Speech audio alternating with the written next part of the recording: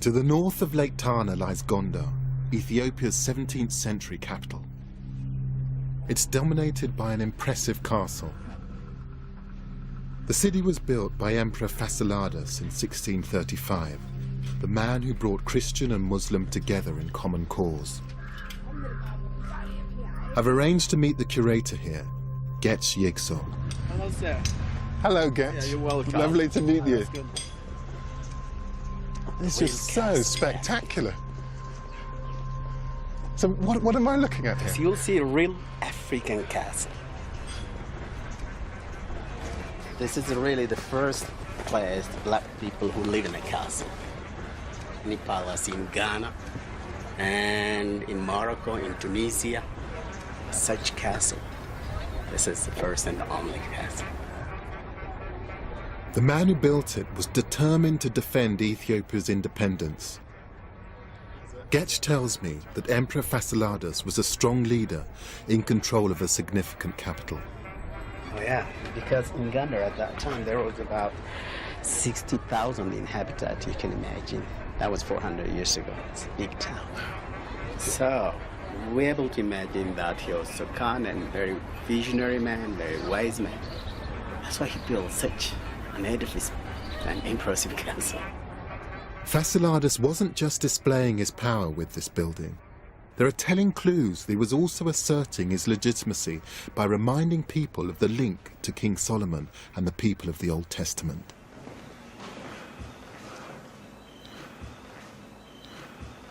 Up here I can see that there's a Star of David. Right. That is the Star of David because the previous Ethiopia kingdoms believed that their families comes from the Solomonic descendant. Yes. They're from the same family. Fasciladas was one of them.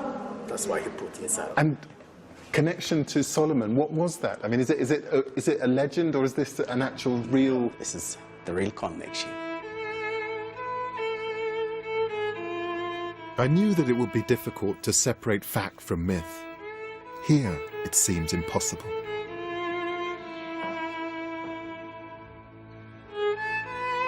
Of course, the Star of David is only one hint that the emperors claimed to be descended from Solomon.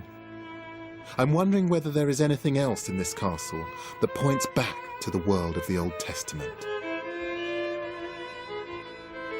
For me, the best way of getting a real sense of the building is to sit down, just spend a few quiet minutes, just sketching.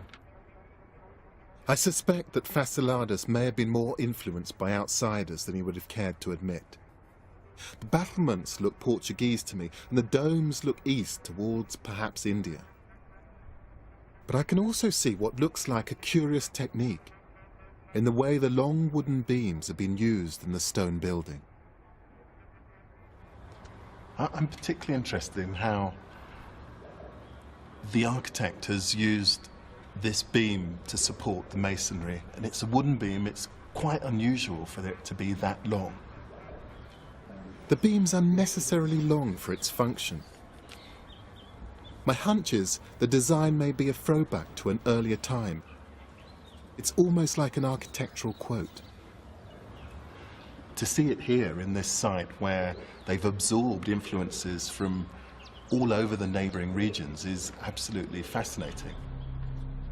Details like the beams suggest that while there were some outside influences on the kingdom, local heritage and traditions were fundamental. And the execution of the Portuguese Jesuits shows the emperor's determination to defend the distinctive role of the Ethiopian Church. Just as in Western Europe, many of the oldest buildings still standing in Ethiopia are churches. And I feel sure these buildings can tell me about the relationship between the emperors, their faith, and their history. This church was built by Emperor Yasu, a close successor to Fasciladas in the 17th century.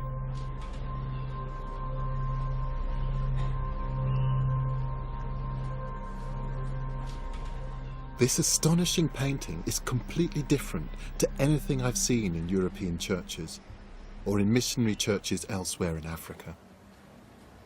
I spend so much of my time trying to rationalize and explain beautiful things, but Very occasionally, I'm just completely knocked sideways by something, and coming in here to this particular church and seeing a lot of the Christian tradition that I was brought up with depicted in a completely new way with a level of intensity that I've never seen before.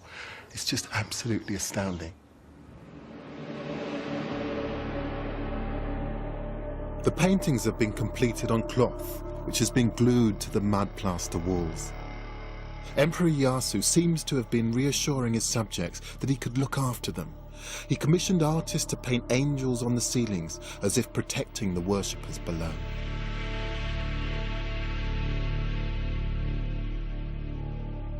It's a stunning example of the individuality that the emperors were so determined to preserve.